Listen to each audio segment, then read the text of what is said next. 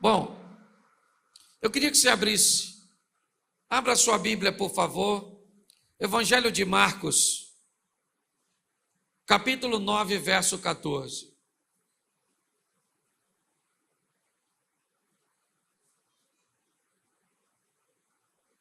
Marcos 9, 14.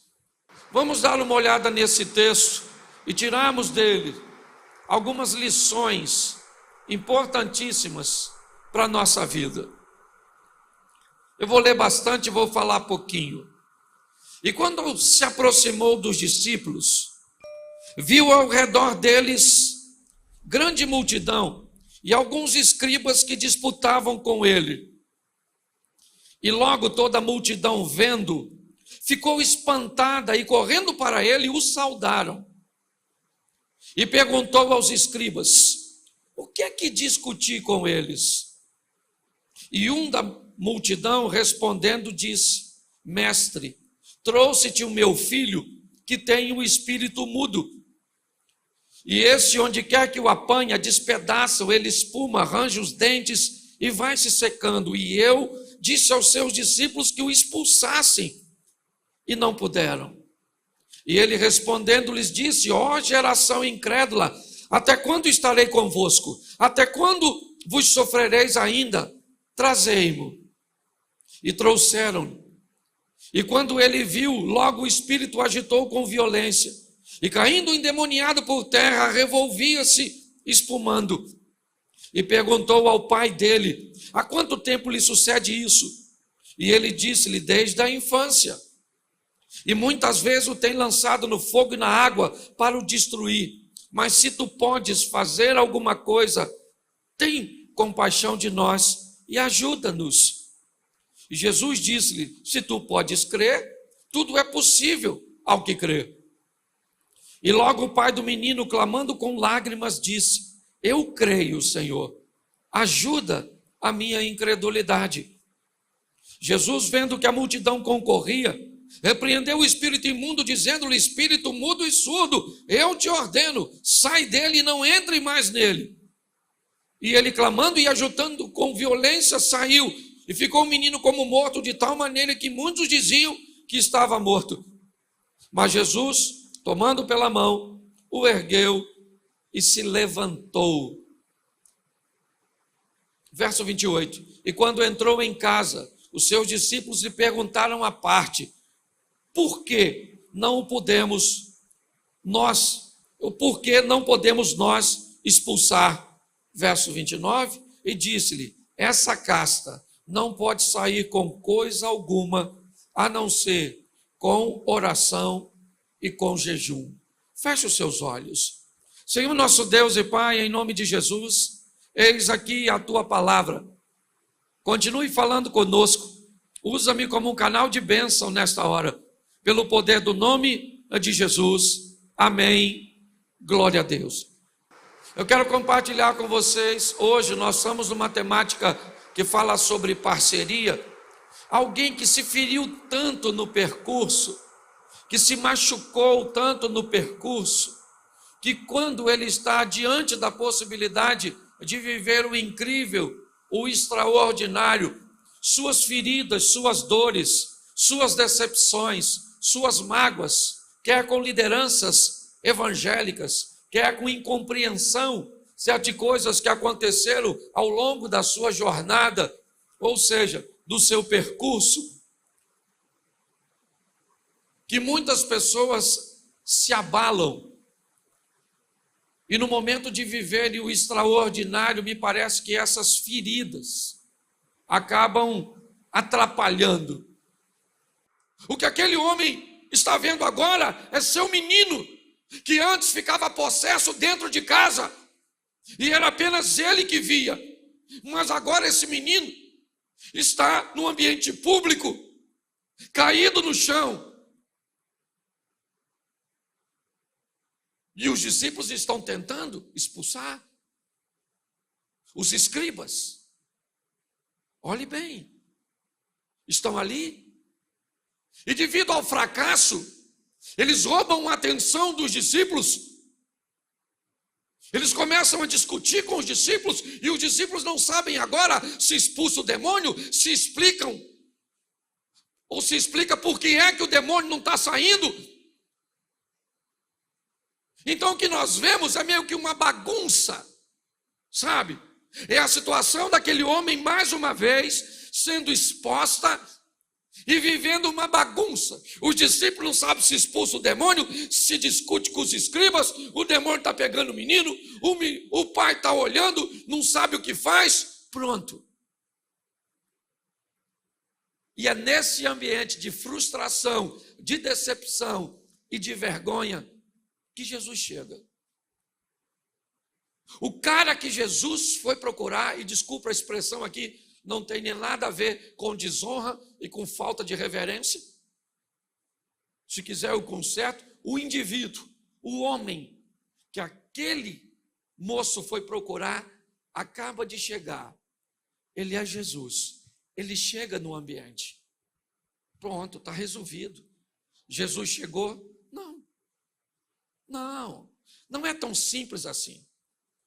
Se você pensa que é tão simples assim, você está enganado. Porque às vezes, quando Jesus se aproximar de você, ele vai encontrar no seu comportamento, nos seus pensamentos, nas suas ações, efeito de suas frustrações.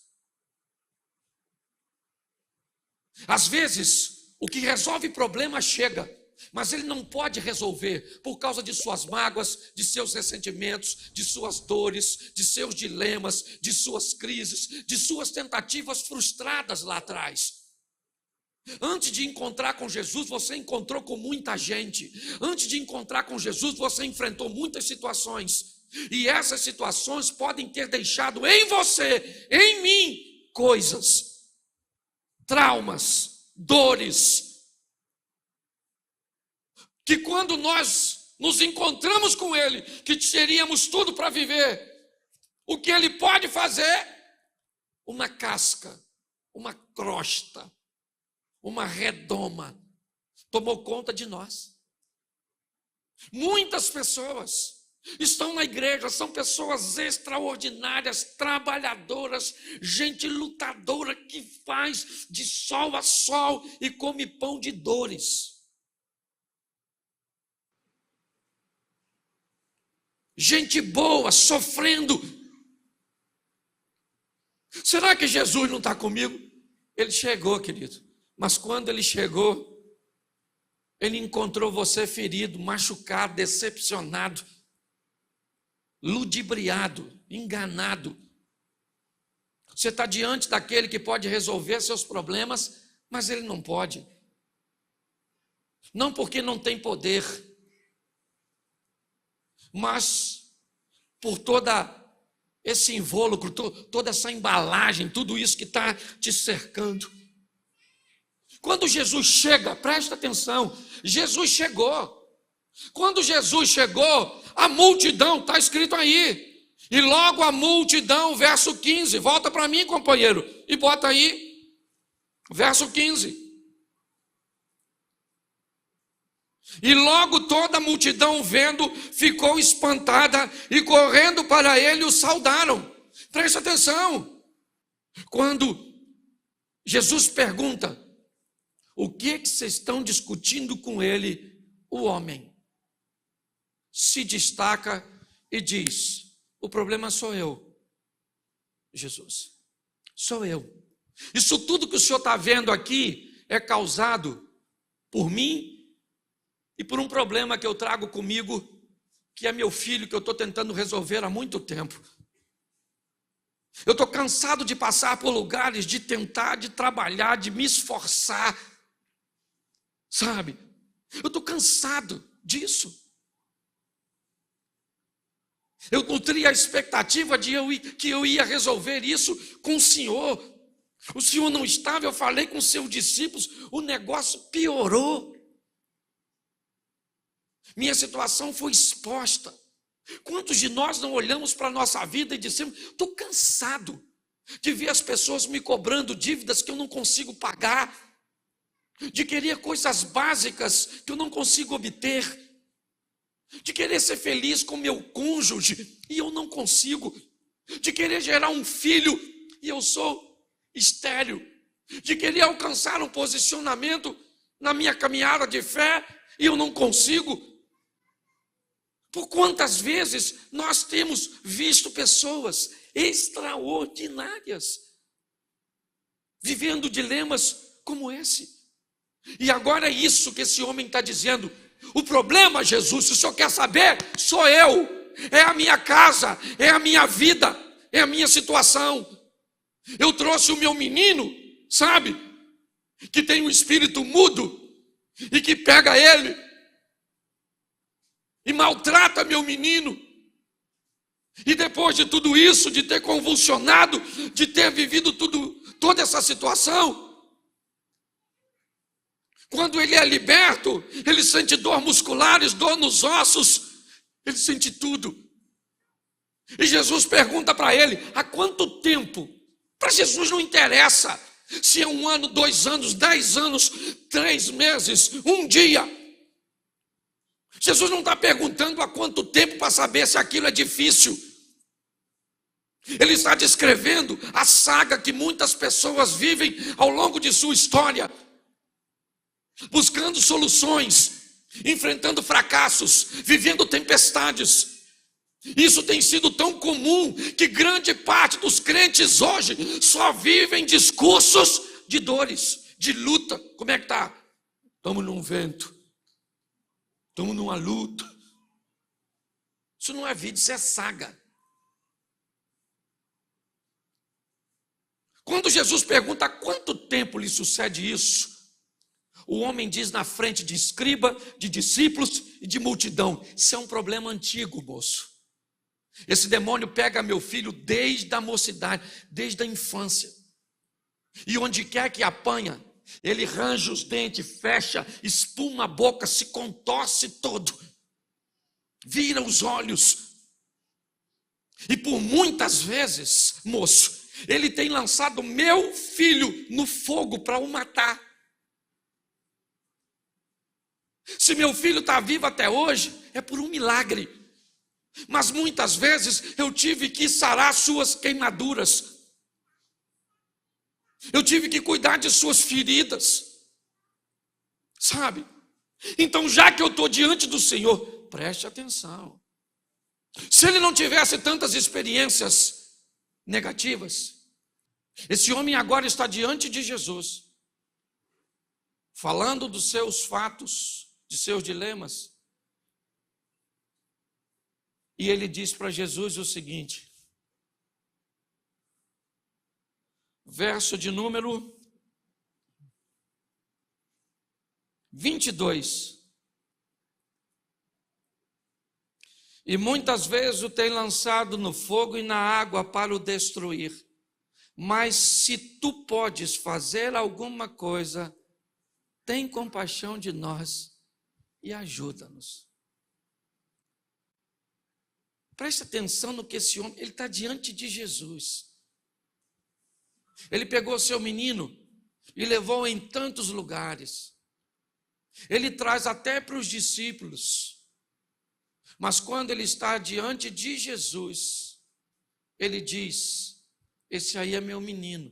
Se o Senhor puder, olhe bem, se o Senhor puder fazer alguma coisa por nós, porque eu já não estou acreditando mais em nada. Eu estou cansado pra caramba, cara. Sabe? Eu estou vivendo num ambiente onde eu entendo poucas coisas. Ou estou num ambiente onde parece que o mal está vencendo. Onde as coisas viraram de cabeça para baixo.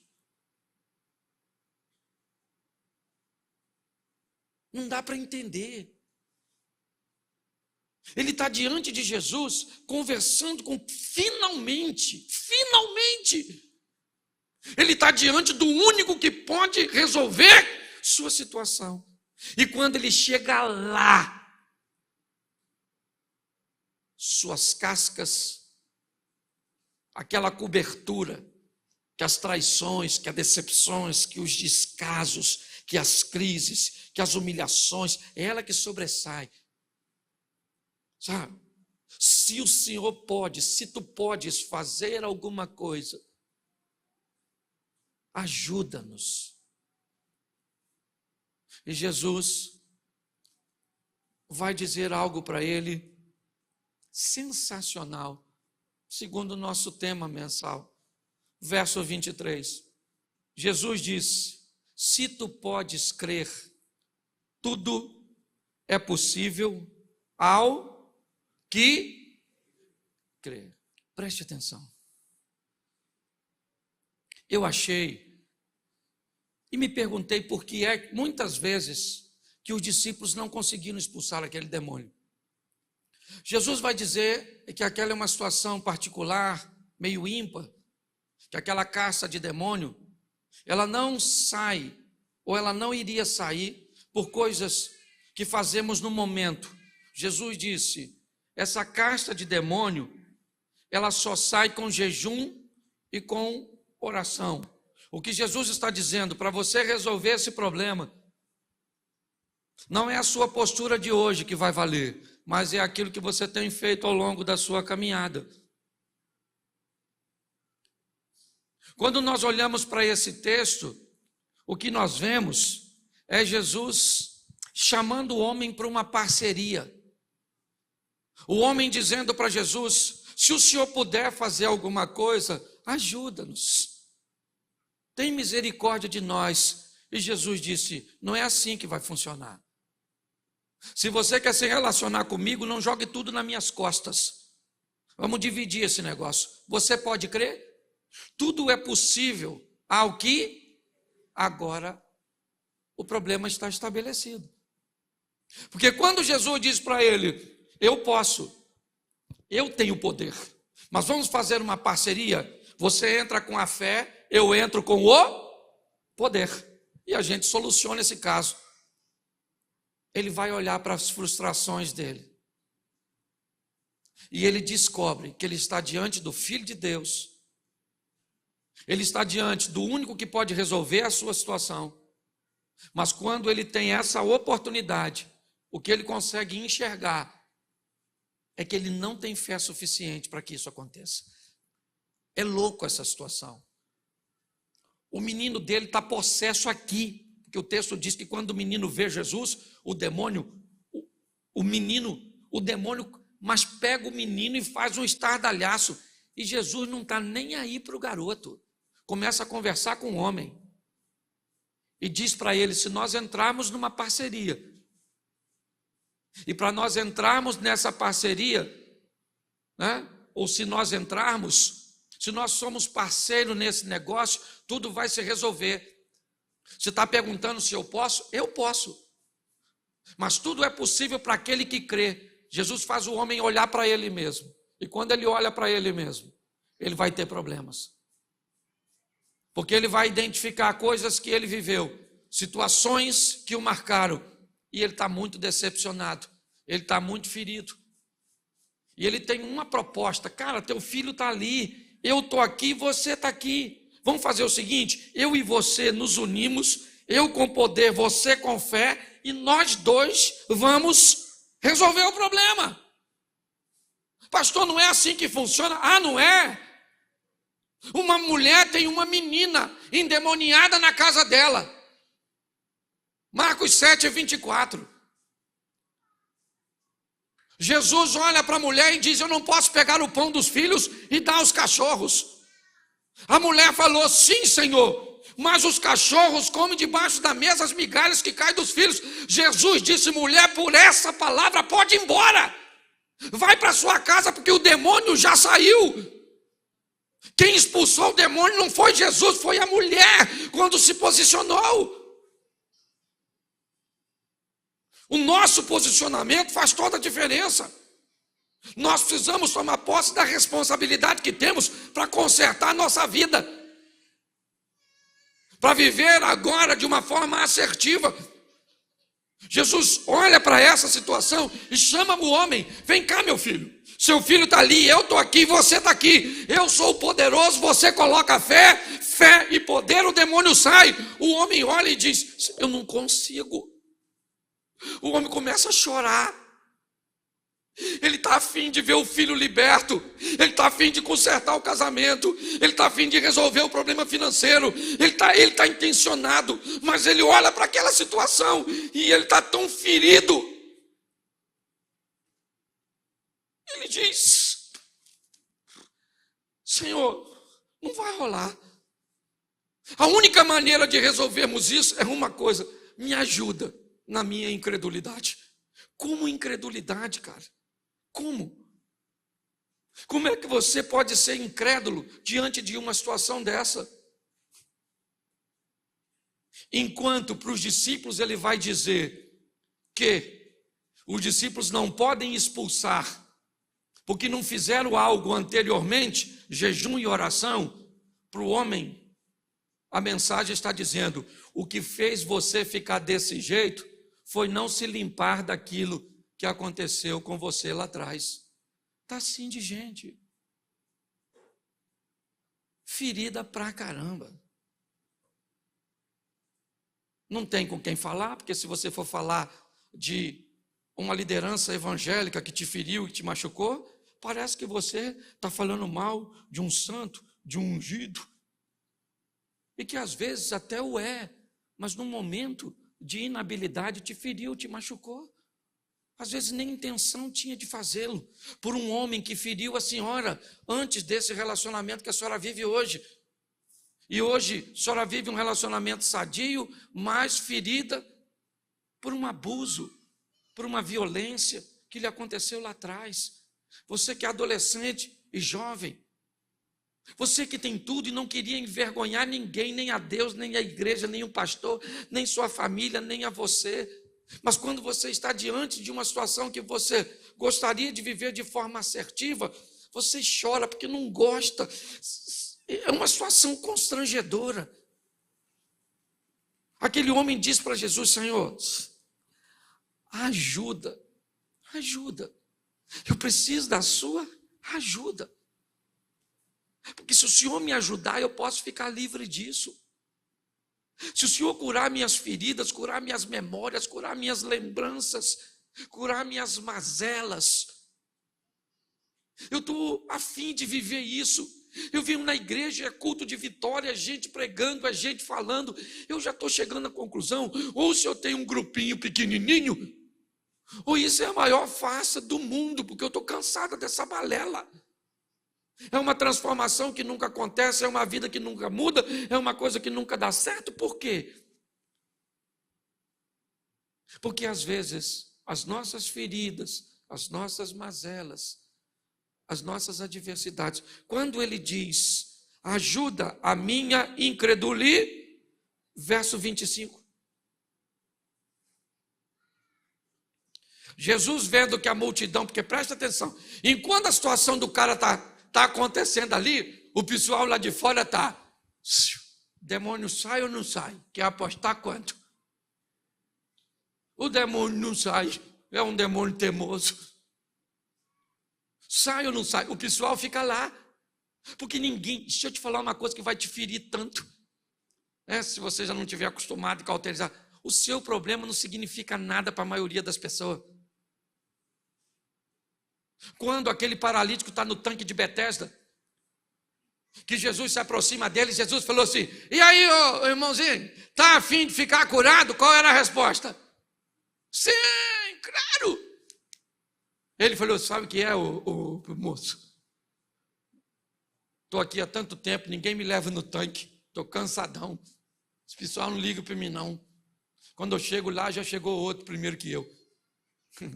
Pior que o fracasso, sabe o que é? É a indiferença dos outros, é ver que ninguém está nem aí porque nós estamos vivendo. E essa é a grande verdade da maioria. Você acha que o mundo conspira contra você? Que nada. O dia que eu fui sepultar meu irmão, eu estava na porta daquela presbiteriana ali, que nem a igreja que eu congregava, ou a denominação que eu fazia parte, abriu as portas para eu velar meu irmão. Eu era vice-presidente de uma igreja da denominação. Minha cunhada era diaconisa dessa mesma denominação. E quando meu irmão morreu, eu tive que pedir favor aos outros para deixar ele ser velado. E eu estou na porta da igreja que me acolheu. e sou muito grato.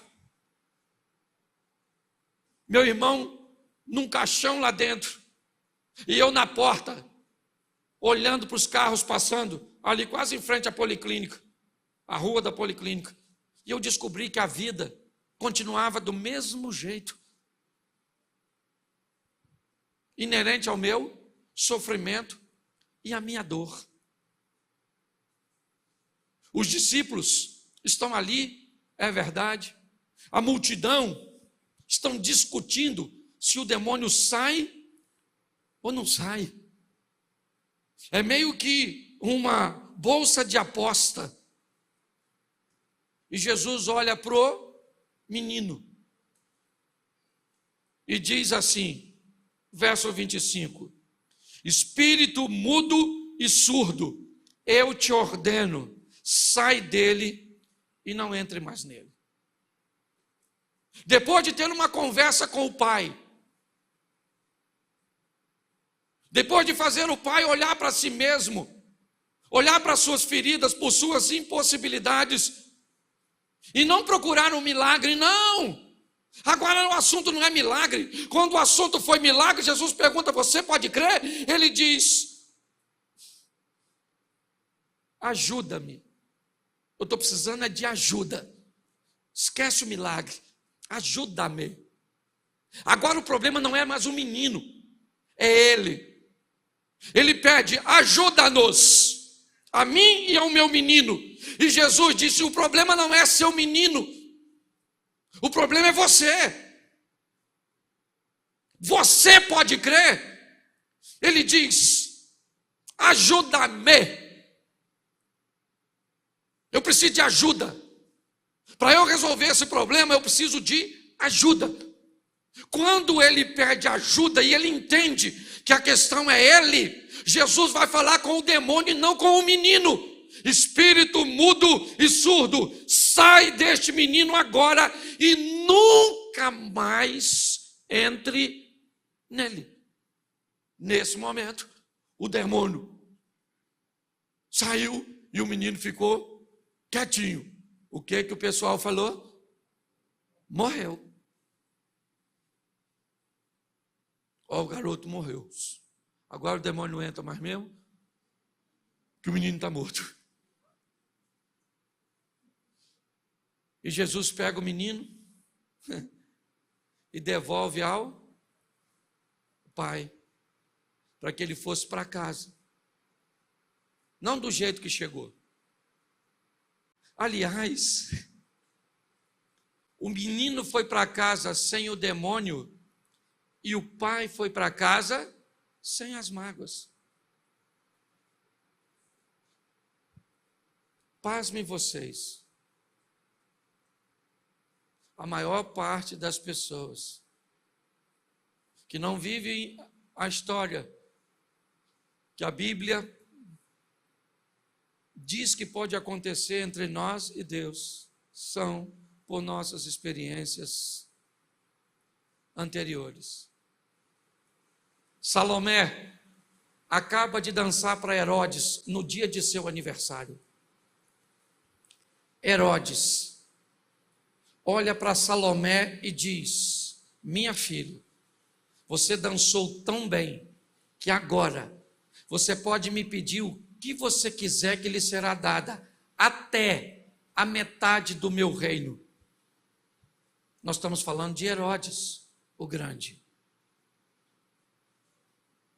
É uma oportunidade ímpar de ganhar a metade de todos os bens de Herodes. Mas Salomé pede instrução a uma mulher ferida, magoada, decepcionada por seu passado, Herodias. E Herodias diz para Salomé, filha, não pede a metade do reino, pede a cabeça do João Batista. Eu imagino a Herodias, a Salomé falando, mãe, acorda, mãe, metade do reino, bolsa, sapato, perfume, cabeça do João, o que nós vamos fazer? Porque a mágoa faz você abrir mão de coisas extraordinárias por vingança. Eu queria que você ficasse de pé agora, queria que apagasse um pouquinho das luzes, porque vai ser meio vergonhoso. Me ajuda aqui alguém no teclado, num barulho sagrado. Fecha seus olhos. Não apaga tudo não. Aí, tá bom. Apaga só de cá. Isso.